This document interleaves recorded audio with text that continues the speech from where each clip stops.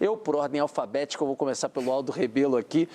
Aldo, primeira pergunta, olhando para uma proposta de campanha, que 2, 3 propostas, ideias o senhor colocaria como prioritárias num governo do senhor à presidência da República? O que eu penso é o seguinte, vamos fazer um diagnóstico. O Brasil é um país rico, o Brasil não é um país pobre, mas o Brasil é um país interditado institucionalmente. O problema do Brasil não é de recursos, de investimento, o problema do Brasil é um bloqueio institucional. O Brasil é bloqueado pelas instituições e pelas corporações, Ministério Público, IBAMA, FUNAI, ICMBio, Ministério do Meio Ambiente, Juizado de Primeiro Grau. Uma sucessão de bloqueios que param o país. E esse diagnóstico já traz a solução. É você desinterditar o Brasil a partir do enfrentamento da primeira corporação a interditar o país, que é o Supremo Tribunal Federal. Nós temos uma ferrovia parada há 6 anos por uma decisão monocrática de um juiz do Supremo que provavelmente nem saiba onde fica essa ferrovia, que é a Ferrogrão, lá de Sinop até Miritituba. Então você tem que remover esses bloqueios. Você tem que criar uma autoridade única de licenciamento no país e substituir essa série de instituições que podem parar o país. Você tem que tirar do IBAMA o poder de demarcar a unidade de conservação. Você tem que tirar da FUNAI o poder de demarcar a terra indígena. Eles podem continuar fazendo os seus pareceres. Agora, outra autoridade vai ter que tomar essa decisão porque essas corporações não têm demonstrado equilíbrio para tomar essas posições.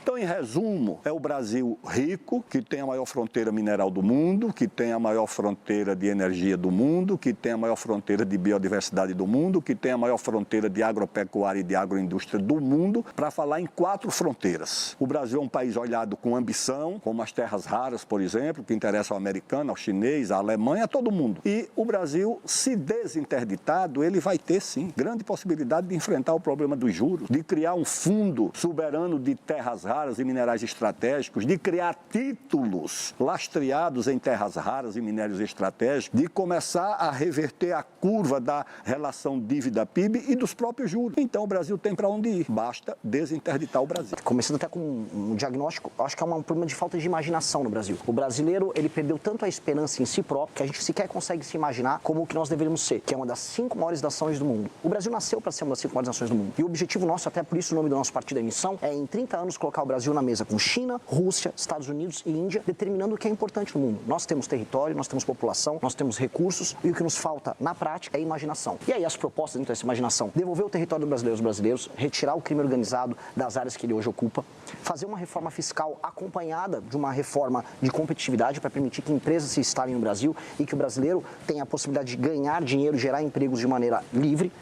Fazer uma reforma, que eu chamo de lei de responsabilidade gerencial, que torne os prefeitos, de fato, amigos de políticas públicas que funcionem e não como meros administradores de emenda, como acontece em todo o Brasil e mantém regiões inteiras do Brasil. Eu visitei o Maranhão para ver isso, como um lugar que trata o povo como animal, administra emenda apenas para fazer desvio, mantendo um IDH baixíssimo. Então, esses desafios, esses 3 que eu elenquei, são os desafios que o mandato nosso, caso aconteça, vai mudar o destino do Brasil. A gente pode colocar aí uma questão específica e concreta e muito grave, que é a questão fiscal. A pergunta que eu faço aos dois é exatamente essa: que passos podem ser dados visando uma disciplina fiscal que permita que os juros comecem a cair? Porque o Brasil vive esse drama, as empresas vivem isso, os consumidores estão endividados. Por quê? Tem o juro e atrás do juro tem a questão fiscal. Que posições objetivas os senhores têm para combater objetivamente isso? Quer eu começo, Aldo?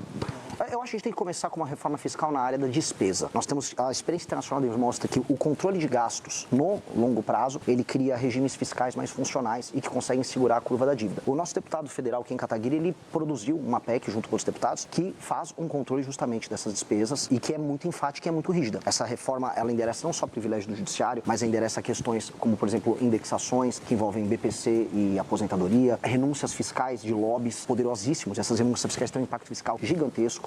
Ela endereça questões que envolvem a reforma da Previdência e certos privilégios que existem dentro do regime previdenciário brasileiro e que, caso passe, uma expectativa de em 10 anos você ter uma economia na casa dos 3,3 trilhões. Lógico que todo o Brasil, toda reforma tem algum tipo de mitigação, né? Mas se a gente falar em 3,3 trilhões, a gente fala num controle, nessa curva galopante da dívida que a gente tem, e aí a gente passa a falar em redução de taxa Selic, maior espaço discricionário para investimento por parte da Presidência da República, que hoje não tem basicamente espaço para investir, para gastar, e aí sim, a gente, com começa a falar de juros que fazem com que o empreendedor e o cidadão possam, investir mais na produção e o outro consumir mais. E aí a gente começa a endereçar outros problemas brasileiros importantes. O país vive aquilo que os economistas chamam de voo de galinha, que é o voo curto e o voo baixo.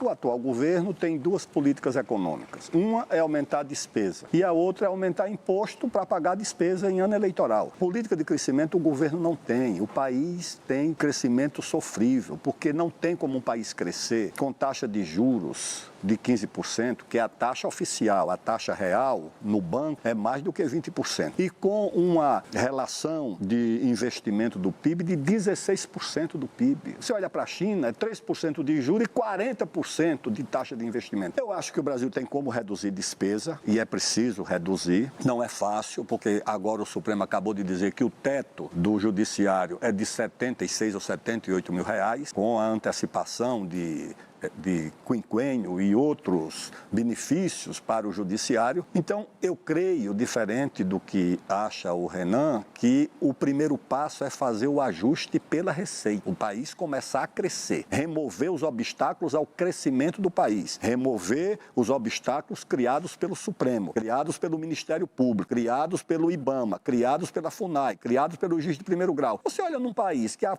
Vale do Rio Doce tem 70 bilhões de reais autorizados de investimento, esperando licenciamento. Outras empresas privadas têm 300 bilhões esperando licenciamento. É claro que se você remove esses obstáculos, você vai ter um choque de investimento privado que pode fazer o país voltar a crescer e aí o Estado pode ter recursos. Então você tem que combinar a redução de despesa onde isso for possível e necessário com uma política de ajuste fiscal pela receita, que é o que o Brasil abandonou praticamente. Cansado de torcer para políticos que não têm uma página de projeto escrita?